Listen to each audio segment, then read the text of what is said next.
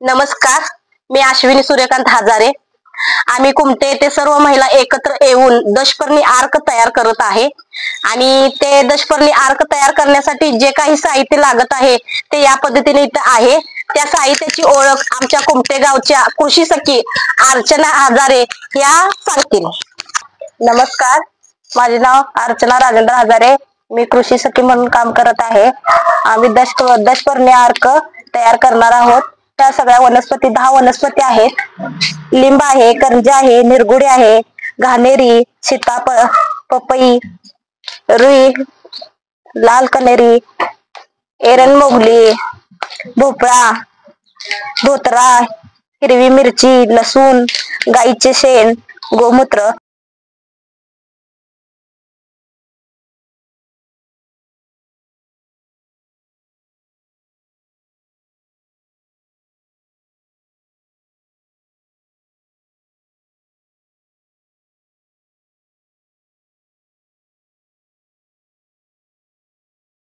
नमस्कार, मी तुम्हाला दशपर्णी अर्काचे काही फायदे सांगणार आहे. याच्यापासून आपण जे शेतीवर औषध फवारणी करतोय ती जैविक प्रकारचे आहे की शरीराला कोणतीही हानिकारक नाही. दुसरं, आपण जे रासायनिक खतं किंवा औषधं वापरतो त्या रासायनिक खतापासून औषध मारल्यानंतर ज्या आळ्या वगैरे झाड असतात आपली पिकावर, ती आळी मरत नाही, ते फक्त थोडे दिवस सुप्तावस्थेत जातील पुन्हा आणि जिवंत होते. तर दशपर्णी अर्क वापरल्यामुळं संपूर्णपणे आळी नष्ट होते व आळीची पिल्लं अंडी सुद्धा नष्ट होतात. तर असा शेतकऱ्यांचा खरा मित्र आहे दशपर्णी. आणि याच्यासाठी खर्च काहीच नाही. ही झाडाची पानं आहे, ती सीताफळ आहे, रामफळ आहे, करंजी आहे, रुई आहे, यातील कनेर आहे, कडुलिंब आहे, तिकडे ते निरगुडी आहे, हे पपई आहे. यासारख्या 10 पानापासून केले. गाईचं शेण आहे, गाईचं गोमूत्र आहे. तर अशा प्रकारे हे सगळे तयार करून दशपर्णी आपल्या घरात आपण तयार करू शकतो. हे महिला बचत गटांच्या काही महिलांनी केले. अतिशय चांगला, हे आपणही करावं अशी विनंती करतो. आणि आपल्याला जैविक जैविक जे पीक आपल्याला उत्पन्न करता येईल तसं करूया आपण. एवढं बोलतो आणि थांबतो. नमस्कार. नमस्कार, मी मंदाकिनी संजय येडके. मी CRP म्हणून कुमट्यात काम करत आहे. आज कृषी सखीच्या मार्फत आज आम्ही बचत गटातल्या सर्व महिला दशपर्णी अर्क करण्यासाठी साहित्य गोळा केले. त्यांची नावं: हे गाईचे शेण आहे, हे गोमूत्र आहे, हे काळा धोत्रा आहे आणि हे कनेर. नमस्कार, माझे नाव अश्विनी सूर्यकांत हजारे. मी कुमटे येथे CRP म्हणून काम करत आहे आणि आज बचत गटाच्या माध्यमातून दशपर्णी अर्क तयार करण्यासाठी आम्ही इथं सगळी सर्वजण जमलेलो आहे. दशपर्णी अर्क तयार करण्यासाठी लागणारे साहित्य: पपईचा पाला आहे आणि हा रुई. नमस्कार, माझे नाव अर्चना राजेंद्र हजारे. मी कृषी सखी म्हणून काम करत आहे.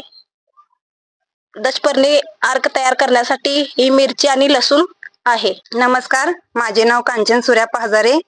मी बचत गटामध्ये पशुसखी म्हणून कार्यरत आहे. आम्ही हा अर्क तयार करत आहोत. त्यामध्ये ही घाणेरी आहे. माझे नाव रंजना दीपक हजारे, सलमान गटाची अध्यक्ष आहे. दशपर्ण अर्क करण्यासाठी हा लिंबाचा पाला, हा सीताफळीचा पाला. माझे नाव संगीता राजाराम हजारे. माझ्या गटाचे नाव नवदुर्गा. त्या गटाचे मी अध्यक्ष आहे. हे अर्क तयार करायसाठी हे निरगुडीचा पाला आहे, ही घाणेरी आहे, हे एरन मुंगलीचा पाला आहे. ती घेतलेली आहे. त्यात आता पाणी ओतत आहे.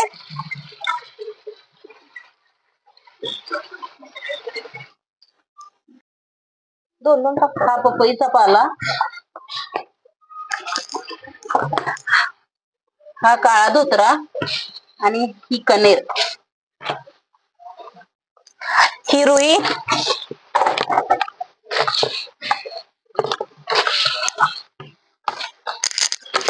एरन मोगली, हा सीताफळचा पाला,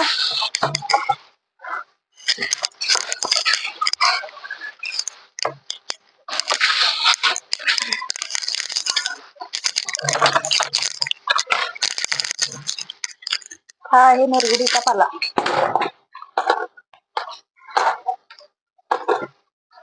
हा करंजाचा पाला.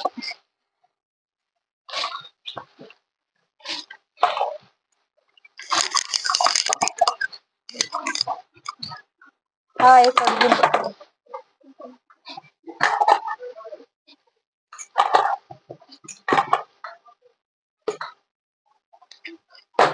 घाणेरी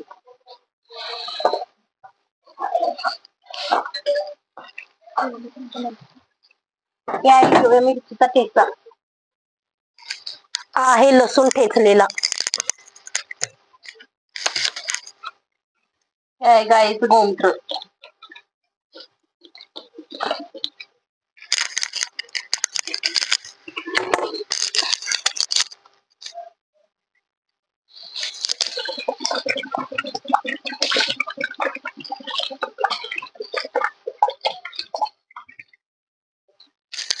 आहे गाईचं शेण.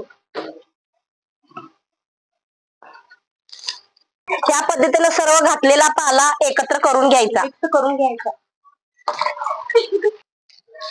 10 प्रकारचा पाला आहे, पूर्ण एकत्र करून घेतलेला आहे. 30 दिवस हे मुरण्यासाठी ठेवायचं आहे. हे मुरवण्यासाठी 30 दिवस ठेवायचं आहे. 30 दिवसानंतर कीटकनाशक वापरण्यासाठी योग्य आहे. हा महिला बचत गट या महिलांनी तयार केलेला आहे. हा 10 प्रकारचा पाला 30 दिवस कुजवण्यासाठी आम्ही ह्या ड्रम मध्ये एकत्र केलेला आहे. आणि 30 दिवसानंतर याचं एकदम सेंद्रिय खत 1 नंबरचं कीटकनाशक तयार होणार आहे.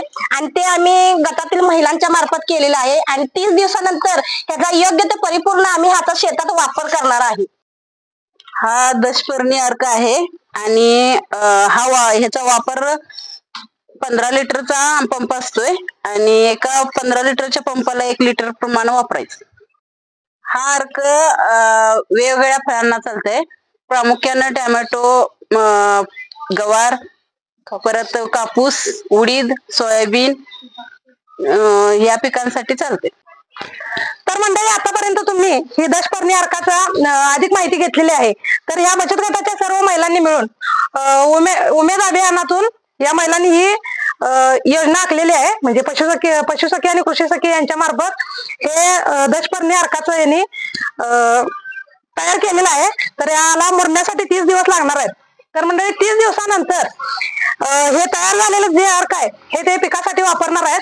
तर आपण आजपर्यंत बघत आलेलो आहोत पुरुष शेती करतात, पण आताच्या काळात आपल्याला स्त्रिया शेती करताना दिसत आहेत. तर या महिलांनी खूप छान प्रकारे शेती करण्याचा निर्णय घेतलेला आहे.